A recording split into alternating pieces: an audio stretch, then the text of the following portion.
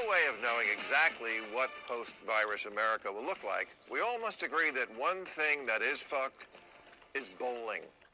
Fingers in the holes, wearing other people's shoes. I can't believe we did it before. Besides, if there's one thing we've learned during the lockdown, it's that we can get drunk and knock things over at home. New rule, stop telling me what you did for 420. You know, it's been 420 for the past 2 months. I've smoked so much weed that in LA we had an earthquake the other day. When it happened, I thought it was just a train going by. And I don't live by a train. New rule, however, in honor of 420, while we're rightfully lauding the healthcare workers on the front lines, let's not forget America's other heroes, the marijuana delivery guys. Yes, if not for these intrepid couriers, 43% of Americans would have murdered our families by now. And only that, they make the couch seem more inviting and the bean and cheese burritos more tasty. And because of them, that completely unfunny email your parents forwarded actually made us laugh. New rule, you can't watch Seinfeld without wondering how these New Yorkers would have handled coronavirus. Jerry breaks up with a woman because she coughs, then wants to get back together because she's hoarding toilet paper. George pretends he has it to get out of work and then really gets it and no one believes him. Kramer believes the virus is a hoax, and Elaine gets back together with an old boyfriend because the lighting in his place makes her look better for Zoom meetings. New rule, now that this 93-year-old grandma has gone viral after holding up a sign, "I need more beer," hey, we must all agree not to send her too much beer. You know, whenever this kind of thing happens, the whole country goes nuts and sends one person a shitload of whatever it is they're asking for. Let's pick one person to send her a few six-packs. Oh, fuck, really? You couldn't have waited until I was done? And finally, new rule, stop trying to get me to watch Tiger King. It's not going to happen. I already have to watch one bottle blonde from reality TV. And the other reason I'm not watching Tiger King while sequestering, because torturing animals is what got us into this mess. That's the lesson we keep refusing to learn, that you can't trash the environment, including animals, and not have it come back and kill you.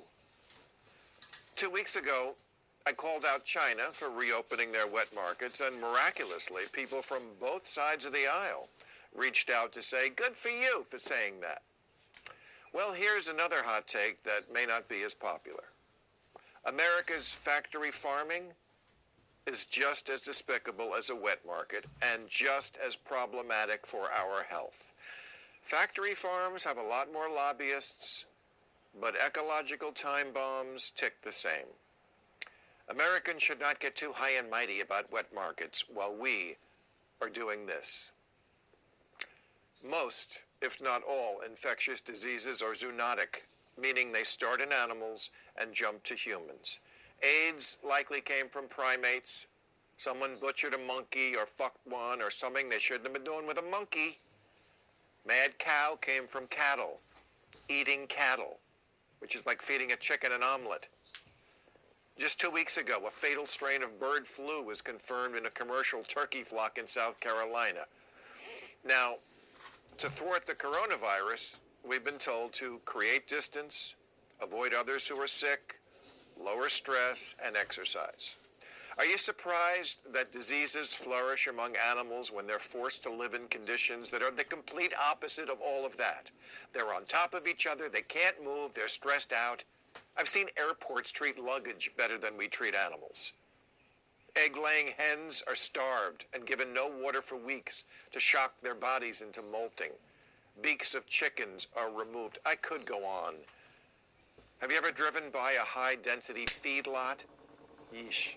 To get relief from the stench, you have to stick your nose in an egg salad sandwich. If you think the market in Wuhan is gross, you should visit one of our giant poultry processing factories. But of course you can't, because we have ag-gag laws that make it a crime to report the crime. And it is a crime of animal abuse that goes on in our food industry. You're worried that the mailman has coronavirus?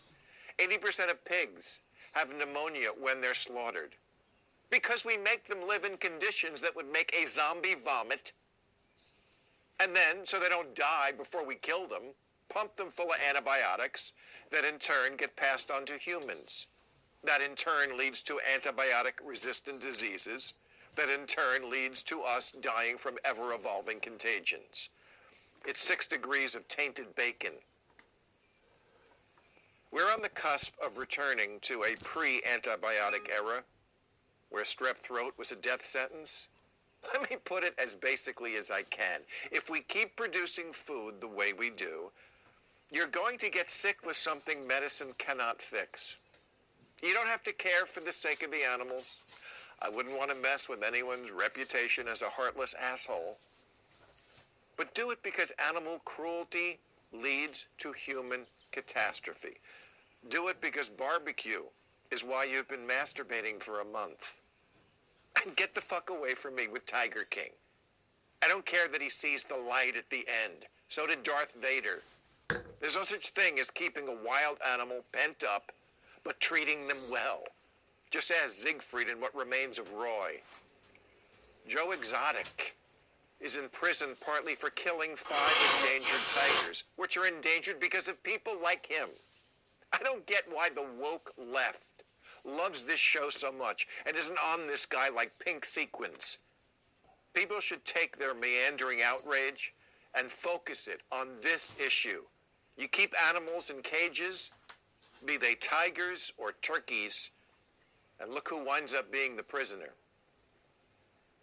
Okay, that's our show. I want to thank my guests, Nancy Pelosi, Dr. David Katz, and Jay Leno. We'll be back next week. Thank you, folks.